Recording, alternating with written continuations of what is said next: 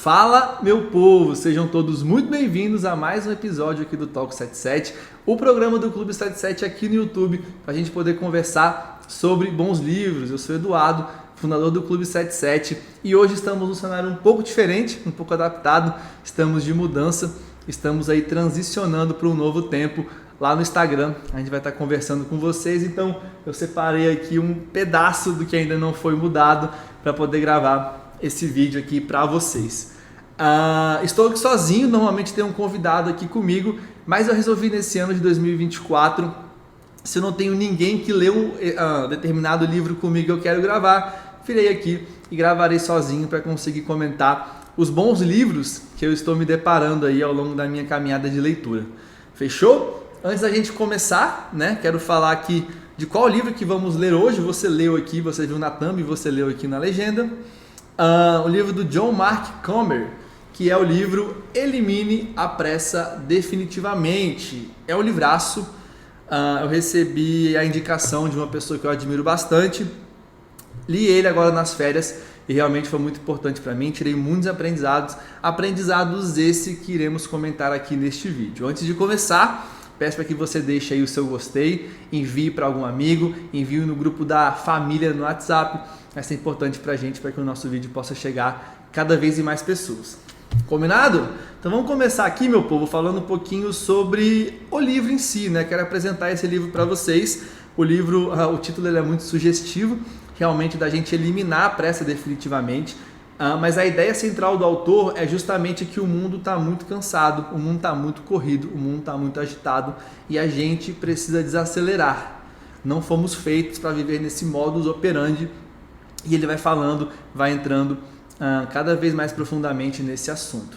E aí a gente pode comprovar isso olhando ao nosso redor. É só olhar para os nossos amigos, é só olhar para os nossos familiares, para os nossos parceiros de trabalho ou olhar para a gente mesmo. A gente está muito acelerado, a gente está muito agitado. É aquela saudação hoje, né, que antigamente a gente perguntava para as pessoas: como é que você está? E a pessoa respondia: eu estou bem. Hoje em dia como é que você está? Aí a pessoa normalmente responde: eu estou bem. Tirando a correria, as coisas estão indo bem. Parece que hoje todo mundo está muito corrido, está todo mundo com um senso de urgência, está todo mundo muito agitado. E o problema, eu vou entrar depois mais profundamente aqui no livro, mas é que a gente vê muita gente ocupada, mas pouco produtivas. E aí, de fato, a gente precisa fazer uma reflexão logo inicial aqui, o quanto que essas pessoas, ou quanto que a gente que vive ocupado, de fato estamos produzindo. A gente tem que entender que agitação não é sinônimo de produtividade. Não é porque eu estou agitado, não é porque eu estou ocupado, que de fato eu estou produzindo algo, que de fato eu estou gerando frutos. Então acho que é uma primeira reflexão para a gente realmente entrar nesse livro e comentar dos aprendizados dele. Quero falar também, antes de entrar aqui nos tópicos que eu separei, um pouco do impacto que esse livro teve na minha vida.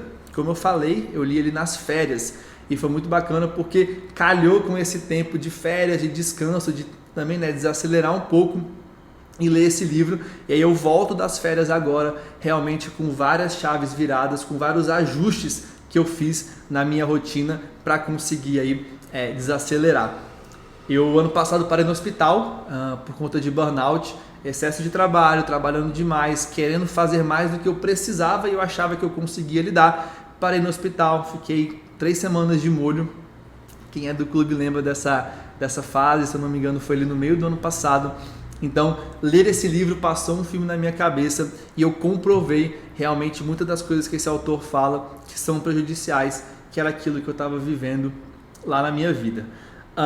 Esse livro aqui, do impacto que ele teve na minha vida, ele me ajudou a desacelerar e realmente encontrar o meu ritmo. Óbvio que é um processo, então eu estou desacelerando e eu estou encontrando o meu ritmo. Desde a semana passada que eu volto de férias, eu realmente tentei todos os dias de forma muito intencional encontrar o meu ritmo, desacelerar e estou vivendo esse processo. Esse livro também me ajudou a fazer escolhas melhores com o tempo que eu tenho.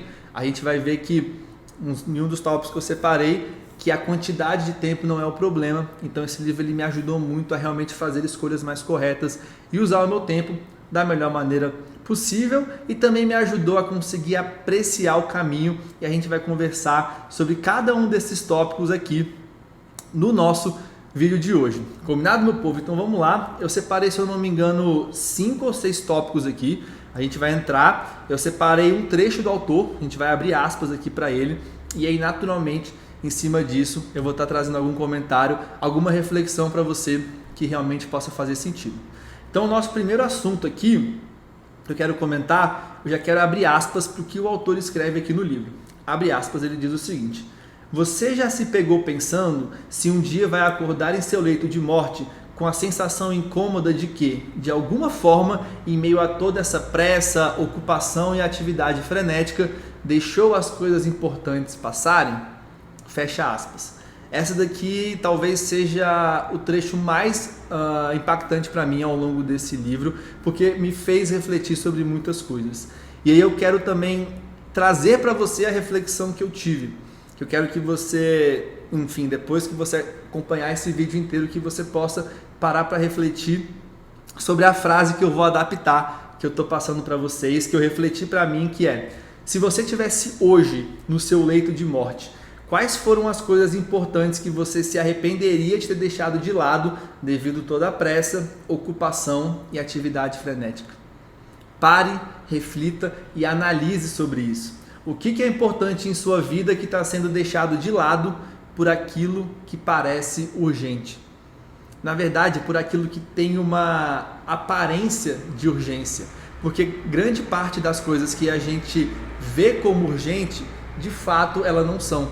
Elas têm uma roupagem, elas têm um envolto de urgência, elas têm uma aparência, mas elas não são. E quando eu parei no hospital, eu aprendi isso. Porque muitas das atividades que eu achava que eram urgentes, que eu não podia deixar para depois, eu acabei deixando. E meu trabalho continuou acontecendo, as coisas continuaram acontecendo. Então, essa é a primeira reflexão para a gente poder trazer para vocês, que é o que você se arrependeria se você tivesse hoje no seu leito de morte, daquilo que você deixou de lado, que realmente é importante por conta dessa agitação e de todas essas demandas que parecem urgentes, mas de fato não são. Eu quero comentar um pouco sobre isso, sobre essa afirmação, sobre esse trecho que realmente mexeu muito comigo. Quero falar que a gente está vivendo muito agitado e vivendo na agenda do outro. E eu vou entrar em cada um desses pontos aqui. Nós somos uma geração que estamos vivendo grande parte dos nossos dias uma vida agitada e sempre na agenda dos outros, como eu falei para vocês. E sobre vida agitada, quero que vocês reflitam e analisem. A gente está sempre correndo. É muito louco porque as pessoas estão de fato correndo, elas estão literalmente correndo. Você vê as pessoas na rua, ou elas estão caminhando, mexendo no celular, ou elas estão correndo. Parece que está todo mundo com pressa. No trânsito ninguém mais aguenta esperar. A gente está vivendo uma vida muito agitada. Nós estamos correndo, nós estamos preenchendo toda a janela de ociosidade que parece. É impressionante. Sempre que você, pelo menos eu sou empreendedor e a gente vai adaptando a nossa agenda com as atividades do dia. E parece que todo empreendedor, todo trabalhador liberal, quando vê uma janela ali de espaço, quer preencher com alguma atividade, quer preencher com alguma reunião que normalmente não vai dar em nada, a gente não consegue mais ter um tempo ocioso durante a nossa rotina. E a gente está sempre terminando os dias cansados. Não só os dias, mas sempre terminando a semana. Parece que o domingo, que era um dia para você, além de descansar, mas você desfrutar, você só descansa, você só dorme para se recuperar do batidão da semana, que foi muito maior do que você e eu conseguiríamos. Mas o ponto é, o quanto de fato a gente tem sido produtivo. É como eu falei lá atrás, o quanto de frutos a gente está realmente dando. Jesus disse que uma árvore ela é identificada pelos seus frutos.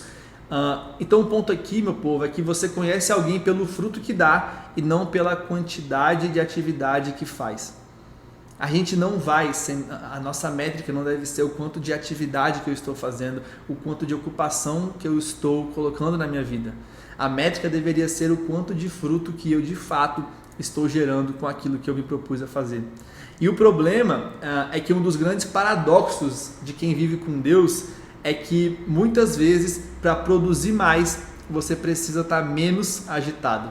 E eu quero pegar como base também uma outra passagem que Jesus diz para conseguir elencar, mostrar, clarear aqui para vocês.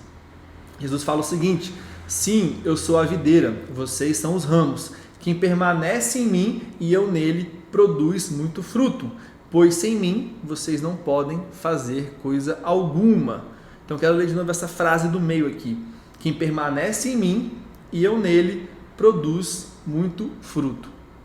Aqui a gente tem o manual de como a gente vai dar fruto nessa frase que eu acabei de repetir para vocês. E é engraçado porque o fruto, ele não vem pela quantidade de agitação que você tem no dia. O fruto, ele não vem pelo tanto de coisa que você é capaz de fazer, pelo quanto de multitask você consegue realizar ao longo do seu dia a dia. O fruto, ele não vem pelas portas que você consegue abrir pela sua força, mas o fruto vem quando você consegue produzir estando conectado em Cristo. É o estilo de vida de permanecer.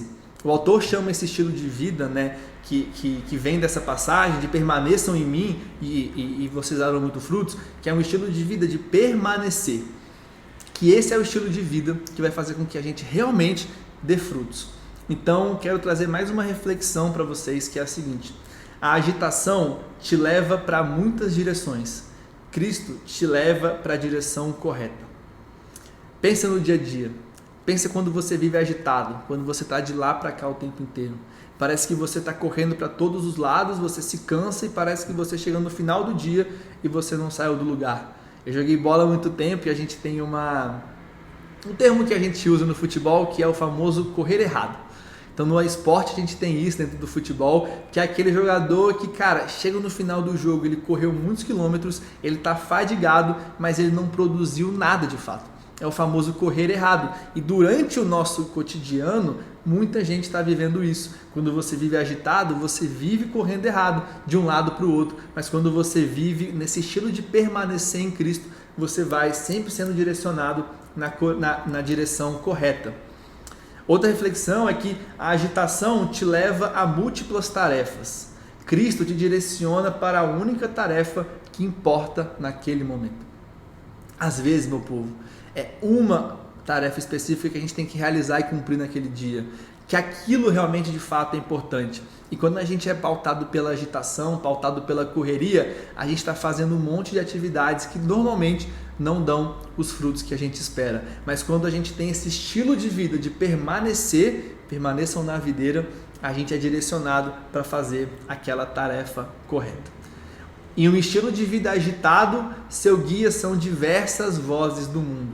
O estilo de vida de permanecer, seu guia é a voz de Cristo. Eu acredito que um dos grandes motivos da gente ter tanta ansiedade hoje no mundo são justamente essa quantidade de vozes que vem até a gente. Paulo já escreveu lá atrás, há 2000 anos, que existem muitas vozes no mundo, nenhuma delas é sem sentido. E hoje eu acho que essa afirmação ao longo da história nunca foi tão forte, nunca foi tão clara. A gente tem normalmente as vozes das pessoas perto da gente, mas temos as vozes das redes sociais, dos influenciadores que a gente acompanha.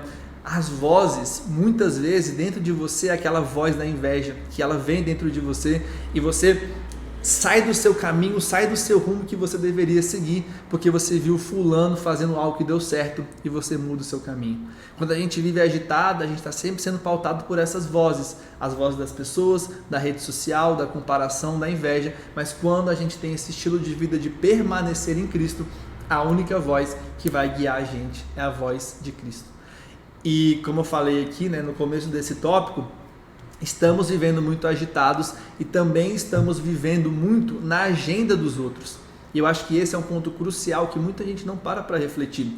Pensa o seguinte, meu povo, o certo seria, vamos determinar aqui como que seria talvez a forma de você organizar a sua rotina. O certo seria, eu defino a minha agenda baseado no que é importante. Depois eu adiciono as demandas que a agenda dos outros exigem. Então vamos lá, vamos fazer um exemplo prático aqui. Vou organizar a minha agenda. O que de fato é importante para mim? Primeiro, minha família. Eu tenho que colocar a minha família na minha agenda e determinar um tempo para ela. O meu trabalho, eu tenho que colocar ali as atividades que eu tenho que desempenhar naquele dia no meu trabalho, que vão realmente ser importantes dentro da minha agenda. Eu tenho que colocar a minha saúde dentro da minha agenda. Atividade física, um tempo para preparar as refeições, que são refeições mais saudáveis do que comer na rua e comer em fast food. E aí então, com essa agenda pronta, naturalmente eu agrego outras pessoas que querem me colocar na agenda delas. Mas o que a gente vê é um monte de gente que não sabe dizer não, que não se organiza dentro da sua rotina, fala sim para todo mundo, como eu falei, porque de fato não consegue dizer não, e ela está sempre agitada, sempre entrando na agenda do outro e nunca colocando as pessoas na agenda dela. E os frutos que ela acaba colhendo, normalmente é aqueles que a gente vê. Deixa a família de lado, deixa a saúde de lado, dentro do trabalho acaba fazendo aquilo que é mais prático e não que de fato é importante, o que vai gerar resultado, e está sempre de um lado para o outro e não consegue dar frutos como deveria, como poderia, e não consegue estar de fato com as pessoas que são importantes, que realmente as amam. Acho que você se reconhece sim, pelo menos em algum tempo da sua vida. Cara, eu me reconheço assim, eu estou falando isso para vocês porque eu passei muito por isso. E eu quero trazer duas frases que eu, enquanto escrevi essa semana, eu fiquei pensando sobre isso. Eu escrevi esse esboço para trazer para vocês esses tópicos, e duas frases que vieram aqui na minha mente eu quero compartilhar com vocês é a seguinte. A primeira é: o sim para os outros em todo o tempo será um não para você. Quando você está o tempo inteiro falando sim para as outras pessoas, você automaticamente está falando não para você. E falar não para você é falar não para o seu trabalho, para aquilo que você tem que fazer, é falar não para a sua família, é falar não para as pessoas que você gosta. E a segunda reflexão que eu tive essa semana é que quem está sempre disponível para os outros está sempre indisponível para Deus. Deus é um pai de relacionamento. Eu amo a Bíblia porque a gente vai ver Deus sempre buscando se relacionar com a sua criação. Deus chega para Abraão e fala: Abraão, vai para a terra, sai da sua terra, da sua parentela e vai para o lugar que eu te mostrarei. Deus não mostra o mapa completo para Abraão, senão Abraão ia sozinho. Deus é um Deus de relacionamento. Venha, se relacione comigo, ouça a minha voz, ouça o próximo passo, dê o próximo passo, continue me buscando, que depois que você fizer esse comando que eu te dei, eu te dou o próximo passo. Então, para quem está sempre disponível para as pessoas e para o mundo, sempre vai estar indisponível para Deus. Então, meu povo, esse é o nosso primeiro tópico aqui de hoje, a gente poder conversar. Mexeu muito comigo, e agora eu quero, depois de tomar uma água aqui, entrar no nosso segundo tópico. O segundo tópico é o que o autor chama da doença da pressa. Eu vou abrir aspas para ele aqui, para você entender o que ele quer dizer. Abre aspas. Friedman foi quem originalmente cunhou a expressão doença da pressa, depois de perceber que a maioria de seus pacientes de risco cardiovascular mostravam uma sensação de urgência de tempo irritante. Abaixo estão alguns dos sintomas dessa doença. Então, antes de entrar nos sintomas da doença, quero que a gente preste atenção nisso. Friedman, que é um doutor, ele reparou que pessoas que tinham maior nível de risco cardiovascular, dos seus pacientes, tinham essa sensação de urgência de tempo. E eu quero colocar aqui abaixo, comentar com vocês brevemente algum desses sintomas da doença da pressa e ver se você tem algum desses sintomas. O primeiro sintoma que eu separei aqui é a irritabilidade. E ele define da seguinte maneira: você fica com raiva, frustrado ou apenas chateado com muita facilidade. Meu povo, quem está cansado, quem está agitado, quem está sempre ocupado, sempre vai estar a um fio muito mais, a uma linha muito mais próxima de romper com a ira. Quando você está descansado, quando você está forte, quando você tem energia, tem a bateria recarregada, você consegue suportar qualquer tipo de situação externa mais fácil. Mas quando você está nessa doença da pressa, qualquer coisinha que vem até você estoura e você realmente é tomado pela ira. Ele complementa da seguinte maneira: todos os meus piores momentos como pai, marido e pastor foram quando eu estava com pressa, atrasado para um compromisso, atrasado em minha lista de afazeres impraticável, tentando entupir o meu dia com coisas para fazer. E ele continua: você consegue enxergar Jesus estressado, sendo grosseiro com seus discípulos depois de um dia longo? Então, irritabilidade seria o primeiro sintoma, dessa doença da pressa. E realmente, quando a gente está mais cansado, a gente fica mais irritado e a gente se arrepende de quando é tomado por essa irritabilidade. O segundo sintoma que ele coloca foram vários, se eu não me engano foram 9 ou 10, eu separei 6 aqui. O segundo é a hipersensibilidade. Será que você se vê assim? Abre aspas, ele fala o seguinte: Basta um comentário minúsculo para ferir os seus sentimentos, ou uma simples mudança nos acontecimentos para lançá-lo em um abismo emocional e arruinar o seu dia. A doença da pressa, da ocupação, da agitação, que naturalmente vai gerar um cansaço, gera a hipersensibilidade. Você fica fraco para receber um comentário negativo, para ser frustrado pela vida, e aí você entra num abismo emocional. O terceiro sintoma é a inquietude. Acho que não sou só eu que já passei por isso. Abre aspas, ele fala o seguinte: quando você tenta desacelerar, não consegue relaxar. Você tem um momento em silêncio com Deus, mas não consegue manter a mente focada. Você está no meio de uma conversa com outra pessoa, mas fica verificando o seu celular. E ele complementa assim: você consegue imaginar Jesus falando com você e enviando mensagens de seu iPhone ao mesmo tempo, respondendo aham, esporadicamente, enquanto você fala sozinho? E é muito louco porque se você está aqui, provavelmente você acredita em Deus, senão está na hora de você gerar essa mudança em você. Mas Jesus é o nosso arquétipo, é o nosso modelo. E é muito legal como ele faz algumas analogias com Cristo e a gente se coloca nessa situação e fala, cara, o jeito que eu vivo hoje talvez é o oposto do que eu deveria buscar. Eu acho que essa inquietude, cara, se você não passou por isso, talvez você nem deveria estar vendo esse vídeo. Eu acho que a gente repara muito isso na gente, repara muito nas pessoas ao nosso redor, de pessoas que não conseguem ficar quietas, pessoas que não conseguem ficar entediadas, pessoas que se deparam com uma fila de supermercado, já pegam um celular e vão se entreter, pessoas que estão vendo, elas escolheram um programa na televisão, elas colocaram na televisão e o que ela faz? Ela mexe no celular enquanto ouve o programa. Então, um dos sintomas dessa doença da pressa é realmente a inquietude, e eu acho que a gente precisa se diagnosticar, olhar para dentro e ver as mudanças que a gente tem que fazer. Os últimos 2 tópicos que eu coloquei aqui, 3 tópicos que eu coloquei aqui da doença da pressa, dos sintomas, né? O quarto, faltam 3, são 6, né? É vício no trabalho. Ele fala o seguinte: você basicamente não sabe quando parar. Esse sintoma pode vir na forma de execução de tarefas compulsivas. Eu passei por isso que eu parei no hospital. Você não sabe quando parar. A doença da pressa é querer fazer tudo que você pode fazer, ou que você acredita que pode fazer agora. E você vai se enchendo de tarefa, querendo fazer tudo, e você acaba ficando viciado em trabalho. Você se pega como eu peguei numa sexta-feira, 9h30 da noite, trabalhando. E eu parei no hospital depois desse dia de sexta-feira, 9h30 da noite. Sendo que eu tinha clube 10h30 da manhã de sábado. Então, esse é mais um sintoma de quem tem essa doença da pressa que o Friedman determinou, né? O quinto sintoma é prioridades fora de ordem. Abre aspas. Você está sempre sendo sugado para a tirania da urgência, não do importante. Sente que não tem tempo para o que realmente importa para você. Fecha aspas. É o que eu falei. Você abre mão do que é importante para ser guiado, pautado e levado pelo que parece urgente, pelo que dizem que é urgente, pelo que tem característica de urgente, e aquilo que é importante você acaba não fazendo. E o último sintoma, que esse daqui, cara, é bem provável que você já tenha passado por isso também, que é falta de cuidado com o seu corpo. Abre aspas. Você não tem tempo para o básico. 8 horas de sono, exercícios diários, comida caseira. Você ganha peso, acorda cansado com frequência. É impressionante a quantidade de pessoas que entrando nesse modus operandi da pressa deixa a sua saúde de lado. Acaba parando no hospital, acaba parando com algum problema de saúde.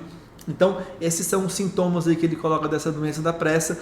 Quis trazer para mim os principais para vocês, que vocês possam fazer um diagnóstico de si e ver realmente o que vocês marcaram check aí e realmente entender que isso precisa ser mudado.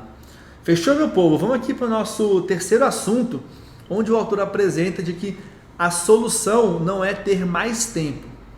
Abre aspas aqui, porque ele falou que também foi uma sacada muito maneira que eu tirei para a minha vida aqui nesse livro. Vamos lá, abre aspas.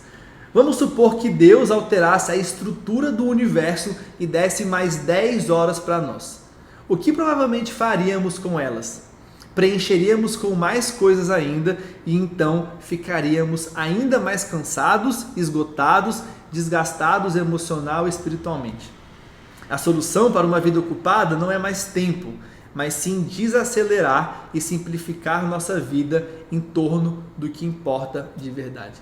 Eu achei essa sacada sensacional, porque muita gente brinca, fica até aquele meme, né? Que é, eu queria ter hoje mais 5 horas no meu dia que eu conseguiria dar conta de fazer tudo.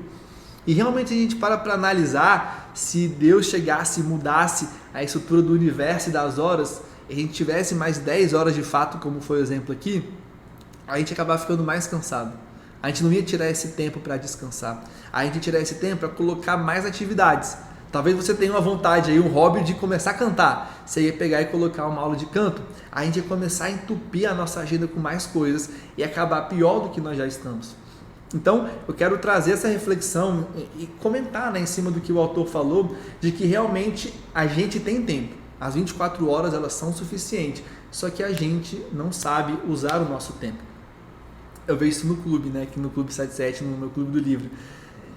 Talvez a resposta que eu mais recebo aqui quando uma pessoa que não vai fechar o clube é a seguinte: cara, eu não sei se eu vou ter tempo para conseguir colocar o clube na minha agenda e ler livro. A resposta que eu mais recebo de pessoas que têm que sair do clube é: cara, eu tô sem tempo. Eu tô sem tempo para participar do clube.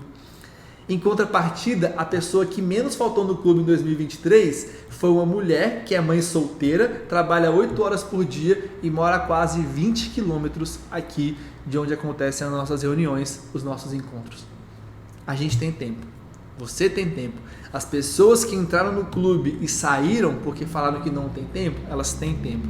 As pessoas que nem sequer entraram no clube porque falaram que não tem tempo, elas têm tempo. O problema é que as pessoas não sabem utilizar o tempo delas. E eu vou te falar, eu estava na praia agora, e sempre que eu vou na praia, eu fico viajando, refletindo como que era a vida dos apóstolos, da igreja primitiva, porque você acaba tendo contato com natureza, a infraestrutura da cidade muitas vezes não é a melhor possível, e eu fico viajando sobre isso. E eu fico pensando, cara, eu estava agora no Nordeste, e eu pensando assim, viajando, estava no mar, refletindo sobre isso. Cara, os apóstolos, Paulo, tinha às vezes as mesmas 24 horas que eu tenho. E ele viajava e ele virou o mundo de cabeça para cima. Jesus, o autor da maior obra da história, tinha as mesmas 24 horas que a gente tem. Se a gente for pegar hoje para o mundo contemporâneo, talvez um dos caras que está gerando a maior revolução na indústria, Elon Musk, ele tem as mesmas 24 horas que a gente. Então, o tempo de 24 horas, ele não precisa ser esticado, ele não precisa ser aumentado. Nós não precisamos de mais horas, nós precisamos de um ajuste para conseguir usar melhor o nosso tempo. E aí eu quero falar de três coisas que eu coloquei na minha vida que fizeram com que eu realmente conseguisse melhorar a minha dinâmica de tempo. E que são simples, que você pode fazer hoje, terminando de ver esse vídeo. A primeira dica que eu usei na minha vida e que me ajudou e vem me ajudando bastante é que eu comecei a dormir mais cedo.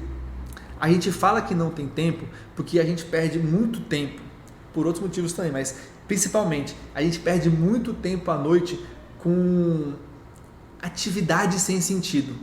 Assistindo série ruim, consumindo lixo cultural, fazendo um monte de coisa, entrando em um monte de expediente que não vai gerar nenhum resultado na gente. Então gasta a noite com isso, consequentemente dorme mais tarde, consequentemente não consegue acordar mais cedo, já acorda batendo na mão no despertador, trocando de roupa, escovando os dentes e saindo para o trabalho.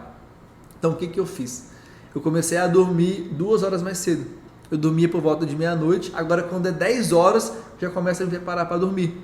Consequentemente, eu agora acordo 2 horas mais cedo. Com essas 2 horas mais cedo, eu tenho mais tempo com Deus, eu tenho mais tempo de leitura, eu tenho mais tempo de escrita. E uma outra coisa que eu coloquei na minha vida que fez muito sentido e está me ajudando bastante é que eu excluí o aplicativo do Instagram no meu celular.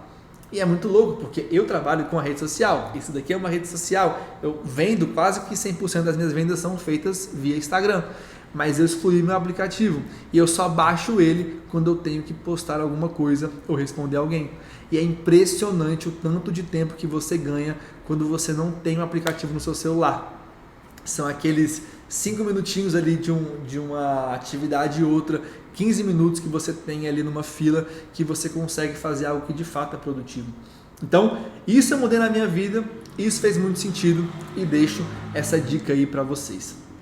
O quarto tópico que eu quero trazer para vocês aqui, que o autor traz, é algo que a nossa geração também vem deixando de lado e vem esquecendo, que é a importância do silêncio. E eu vou abrir aspas para o autor aqui, para mostrar o que ele falou, depois a gente vai comentar aqui em cima esse trecho. Abre aspas. O lugar silencioso era o máximo da prioridade de Jesus. Vemos que, quanto mais ocupado, procurado e conhecido Jesus se tornava, mais ele se retirava para seu lugar silencioso para orar. Aí, passa mais para frente, ele continua. C.S. Lewis, em seu livro Cartas de um Diabo a seu Aprendiz, coloca os demônios protestando contra o silêncio como sendo um perigo à causa deles, que é arruinar a alma de um cristão. O demônio-chefe, Fitafuso, chama o reino do diabo de um reino de barulho e declara que, abre aspas para o Fitafuso, vamos transformar o universo em um barulho sem fim. Eu quero te fazer uma pergunta em cima desse trecho aqui. Qual foi a última vez que você ficou em silêncio? Qual foi a última vez que você tirou 1 hora do seu dia para ficar em silêncio? Sem rede social, sem barulho, sem estímulos externos. A gente vê uma geração que não consegue ficar em silêncio e não sabe o que é o tédio. E isso é muito perigoso. E mais louco a isso é entender que, em contrapartida a isso, vemos que as pessoas mais inteligentes da história investiram muito tempo em silêncio. Se a gente for parar para pensar, Jesus, o próprio Jesus, tirava tempos em silêncio com o Pai. As pessoas mais inteligentes da história tiravam muito tempo em silêncio. Sejam os cientistas, os autores, os escritores, os santos da igreja, seja quem for. As pessoas mais inteligentes da história tiraram muito tempo em silêncio. E o autor coloca uma frase que eu achei maravilhosa, que é: a sabedoria exige paciência e silêncio.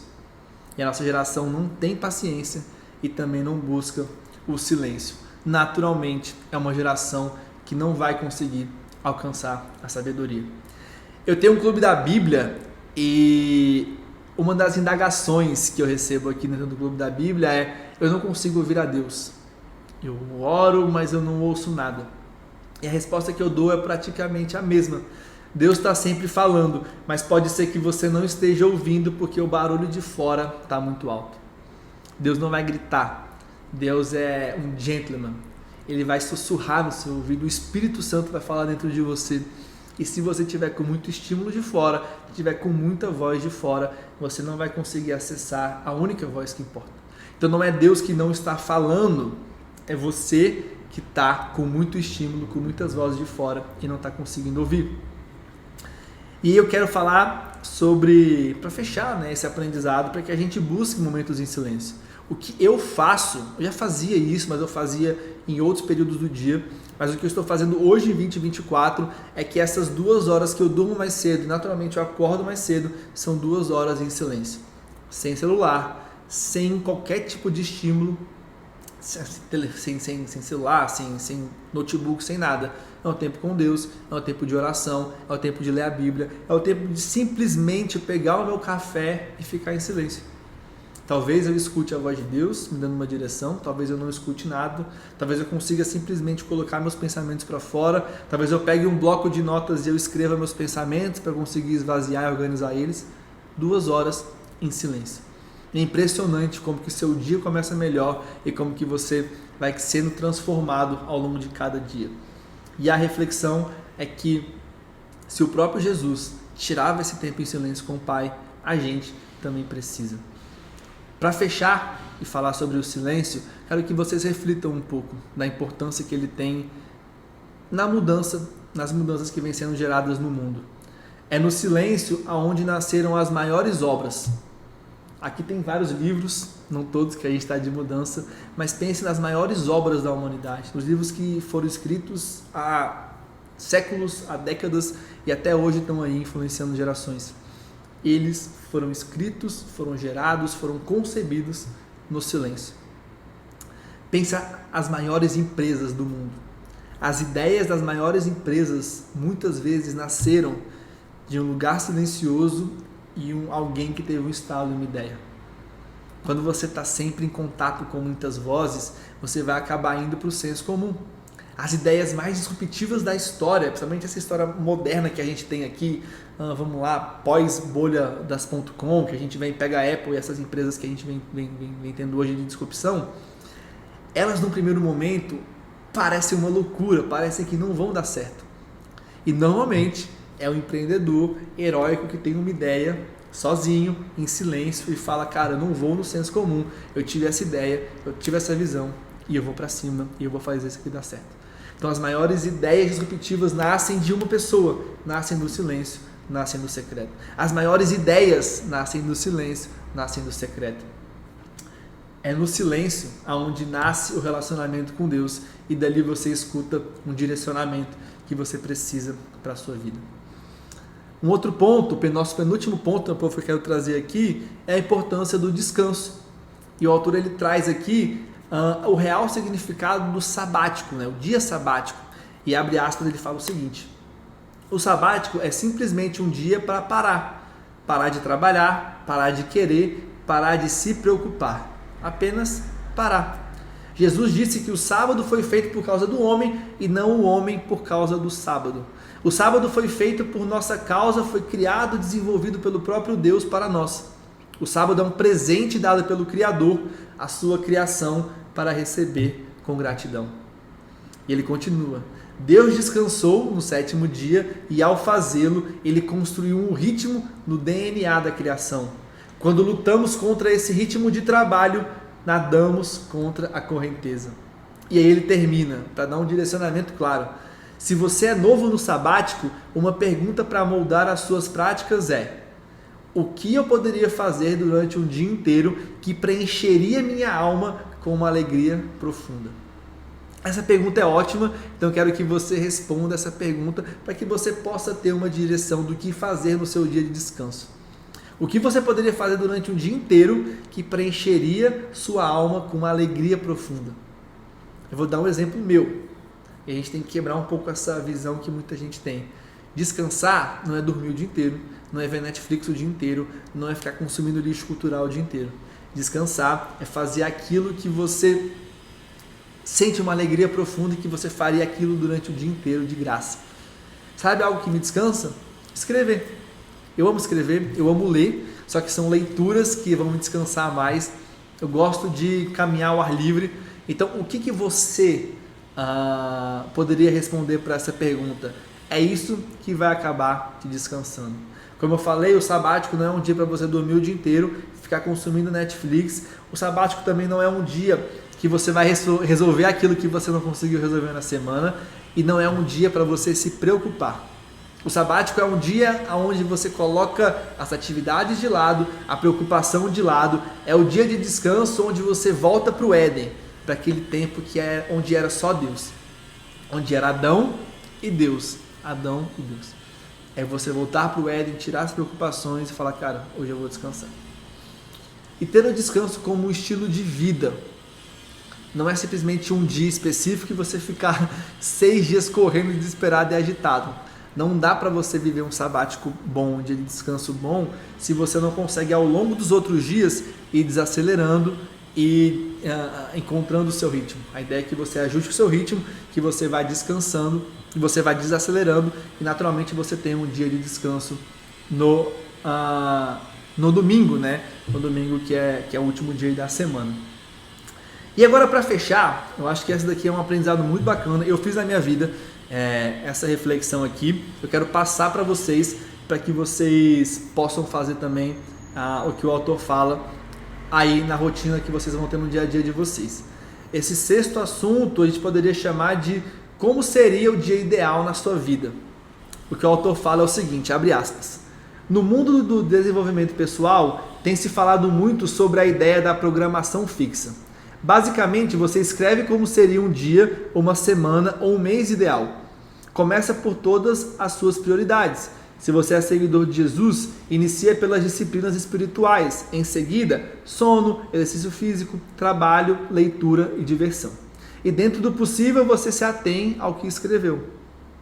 Essa ideia não nasceu no mercado de trabalho, mas sim no monastério.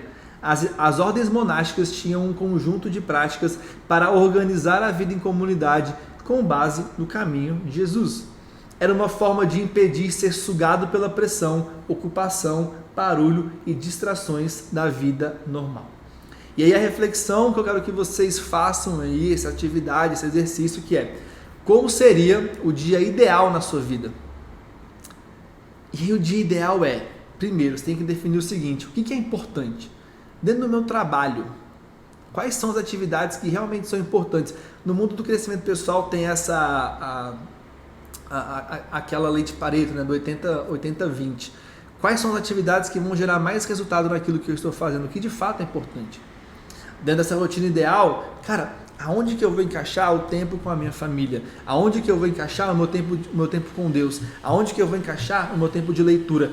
Como seria essa rotina ideal? Como que você conseguiria pegar tudo aquilo que realmente é importante, tudo aquilo que de fato vai te fazer crescer, vai te fazer bem e que você se arrependeria, né, de deixar de lado caso você tivesse hoje um seu leito de morte, e como que você conseguiria colocar isso dentro das suas 4 horas de sono, não se esquecendo das 8 horas de sono, nem das suas 24 horas do dia, não se esquecendo das suas 8 horas de sono, da sua atividade física diária. Então faça esse exercício, eu fiz para mim, está me ajudando bastante, inclusive até o horário de gravações eu mudei para conseguir encaixar da melhor maneira possível isso. E aí é um aprendizado, é um insight final aqui para vocês, para que vocês idealizem esse dia perfeito e tentam seguir. Obviamente, meu povo, que a gente está aqui no mundo e demandas vão surgir, tarefas vão surgir, compromissos vão acontecer. Mas a ideia é que você consiga seguir ao mais à risca isso, e naturalmente quando você tem um modelo ideal de rotina, você vai mais facilmente dizer não para aquilo que não é importante, porque você sabe que se você disser sim para esse compromisso, você vai estar dizendo não para algo que você determinou que é importante. Fechou, meu povo? Então vamos lá para o final de mais um episódio desse livro aqui, ó. Elimine a Pressa, definitivamente. É um ótimo livro para um começo de ano para você ler. Não importa se você viu esse vídeo até o final, leia, porque tem muito mais conteúdo. Tem muita coisa maneira aqui que eu não poderia falar, senão ia ficar 8 horas aqui. E fica a minha indicação para vocês. Combinado? Para a gente fechar aqui, lembrando que na descrição vai ter o nosso link para você que deseja participar do Clube 77, do meu Clube do Livro, seja presencial, seja online, grupos de relacionamento família, grupos de crescimento pessoal, Clube da Bíblia ou o nosso grupo de literatura e ficção. Você escolhe o que você mais gosta e participa. Fechou? Então fique com Deus aí, meu povo. Foi uma alegria. Nosso primeiro vídeo gravado em 2024. E legal, gostei muito dessa dinâmica aqui de fazer sozinho. Teremos mais vídeos aí, se Deus permitir, essa dinâmica nesse modelo. Fechou, meu povo? Então é isso. Um beijo no coração, fique com Deus aí e até a próxima. Valeu!